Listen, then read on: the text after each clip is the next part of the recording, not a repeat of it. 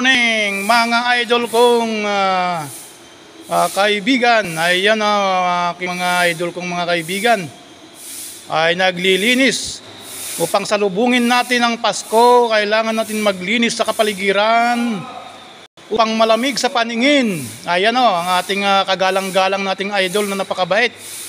Ayan nagwawalis. Ayan ang lawak yung kanyang wawalisin, halos kalahating hektarya. Sige, sakupin mo lahat dyan ng mga darating ng basura, mga kanyan.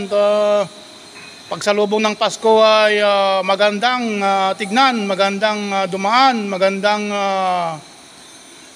makita. Lahat ng maganda ay makikita sa iyong kapaligiran. Ayan ang linis ng parang dinilaan ng pusa, mga idol. At nagwawalis si Idol Kinley, ang kagalang-galang nating idol. Ayan hanggang doon. Sige, lahat.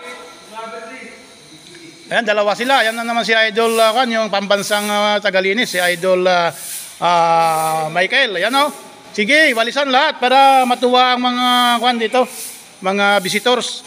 Kasi ang kalinisan ay kayamanan. Ayan sige, magwalis. Para sa ganun ay may pagmamalaki ko kayo sa buong mundo.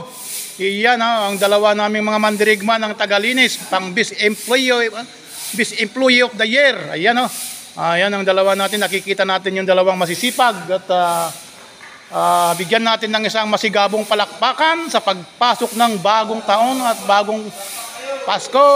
Ay, palakpakan naman ninyo yung dalawa nating magiting. Ayan ang lawak yung kanyang nilinisan, sanhi ng mga alikabok, ng mga hinahakot na mga materyales natin. Ay tayo lang naman ang nag-alikabok dito, kaya tayo naman ang maglilinis. Okay, napakaganda.